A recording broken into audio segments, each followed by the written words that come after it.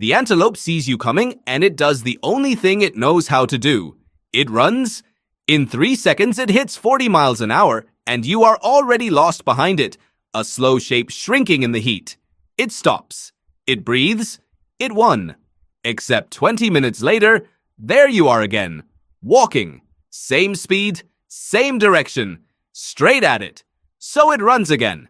This is the most terrifying thing a prey animal on the ancient savannah could witness, and ancient humans built an entire way of surviving around it. You were never going to win a sprint. You were going to win something far worse for the animal in front of you. You were going to win the afternoon. Here is the part that breaks people's brains. Almost every predator on Earth is fast and tired.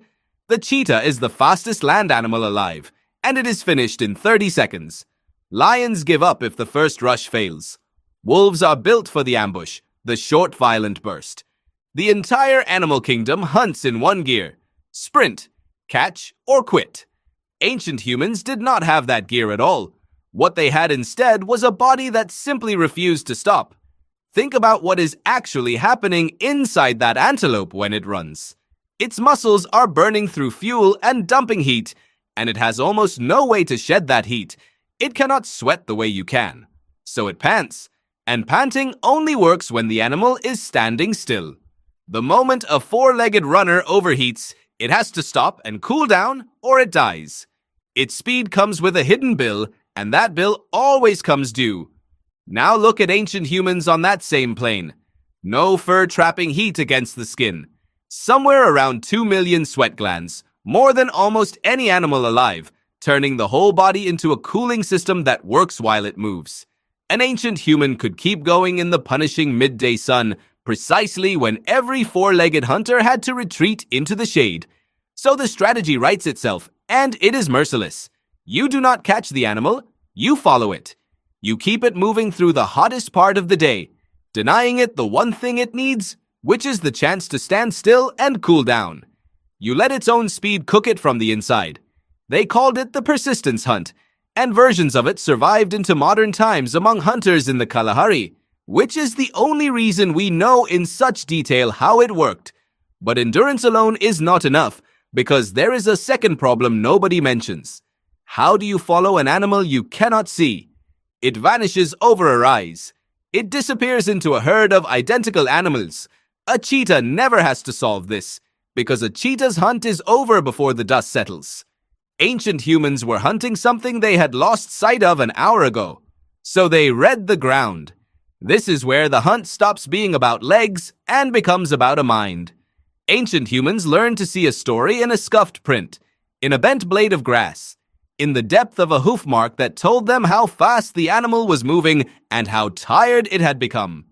They could pick one wounded animal out of a fleeing herd and track only that one across ground where you would see nothing at all.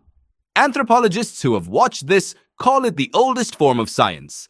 A hunter forming a theory about an animal he cannot see and testing it with every step. And the body underneath all of this was quietly engineered for the job, part by part. Your foot has an arch that compresses and springs back with every stride, returning energy that a flat foot would waste. Your Achilles tendon stretches and snaps like a bow, storing the force of one step to launch the next.